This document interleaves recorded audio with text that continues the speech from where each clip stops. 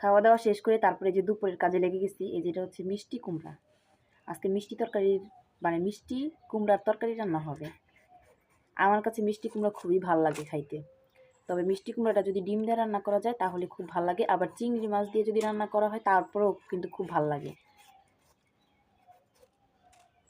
তো আমি রান্না করব হচ্ছে ডিম দিয়া, সাথে আলুও দিব। বড় বড় পিস করে আলু এবং মিষ্টি কুমড়া কাইটা তার সাথে মানে মাখা মাখা করে বেশি করে পেঁয়াজ দিয়ে একটু ভুনা ভুনা করব আজকে। তো দেখি কেমন হয় রান্না। মা হুম হুম যাও। মা কি বাবা?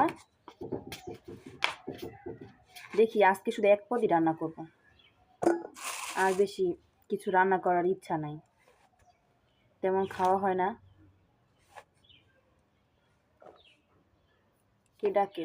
আমি আমি বসছি আমি বসো। আমি বসছি হ্যাঁ বসো। এই যে দেখ মিষ্টি কুমড়া কাটা শেষ।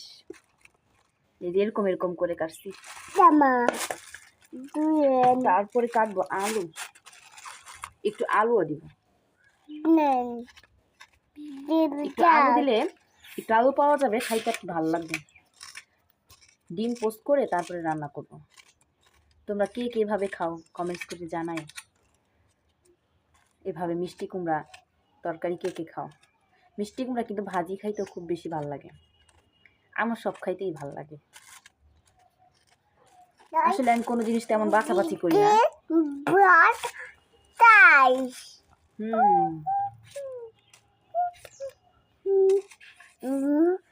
ইয়াপ ইয়াপ আলুটাকে যেভাবে কাইটা নিলাম। দাবা দাবা মাম দাবা খাও। এদাই মেন মেন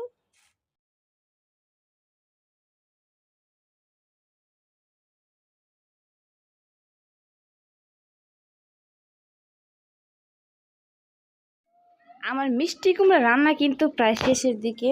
এই যে ফুল রেসিপিটা হচ্ছে দেখাইতে পারলাম না, সো সরি। মানে অন্যান্য কাজ করি তো রান্নার সাথে সাথে, এটার জন্য না মানে পুরোটা ভিডিও করা সম্ভব হয় না। তো এই মিষ্টি কুমড়াটা হচ্ছে আজকে মাখা মাখা রাখবো, মানে একটু বেশি ঝোল ঝোল রাখবো না।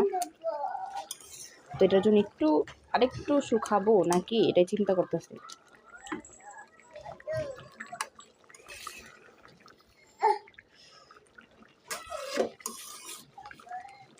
তো হয়ে গেছে, নামাই ফেলাবো এখন। আর কি বলবো, আজকের বাহিরের পরিবেশটা এত সুন্দর, চলো তোমাদেরকে একটু দেখাই।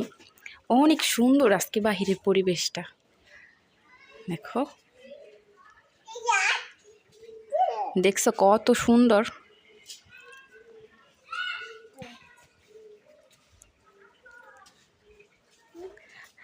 তো যাই হোক, কাজ করতে থাকি, আবারও তোমাদের সাথে দেখা হবে। হাই বন্ধুরা, চলে আসলাম আবার তোমাদের মাঝে। এখন বাজে সন্ধ্যা বলবো না, রাতই বলবো, কারণ রাত এখন 7:30টার মতো বাজে গেছে। দুপুরে খাওয়া দাওয়ার পরে না মানে সব কাজকর্মের পরে একটু ঘুমাইছিলাম, ছেলে আর আমি এবং ছেলের বাবা।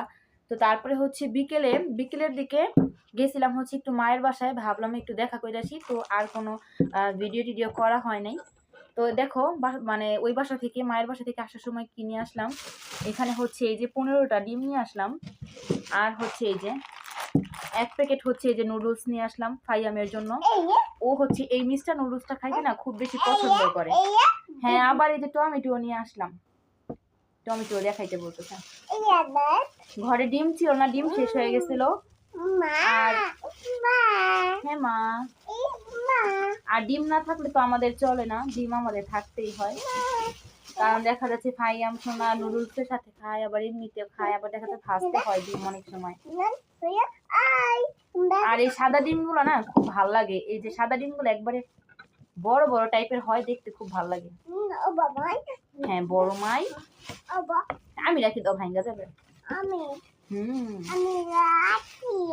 হ্যাঁ রাখে দিই।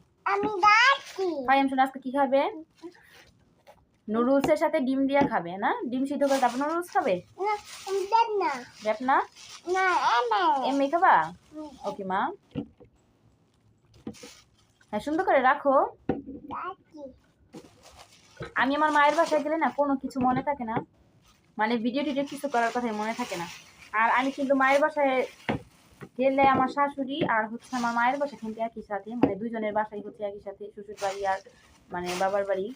বাবা বাড়ি। হ্যাঁ এই জন্য ওইখানে গেলে দুজনের সাথে হচ্ছে দেখা হয়ে যায়, দুই বাড়িতেই যাই তো দুজনের সাথে দেখা হয়ে যায়।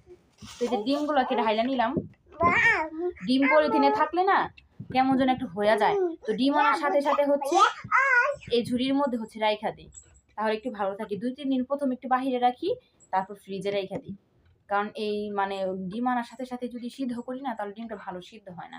তো এটার জন্য 2-3 দিন হচ্ছে বাহিরে রাখি, তারপর ফ্রিজে রাখি। তো যাই হোক আজকের ব্লগটা এই পর্যন্তই, আর কিছু শেয়ার করতে পারবো না কারণ ছেলের বাবা আইসা পড়বে, তারপরে আর এত রাত্রে ভিডিও করা হয় না।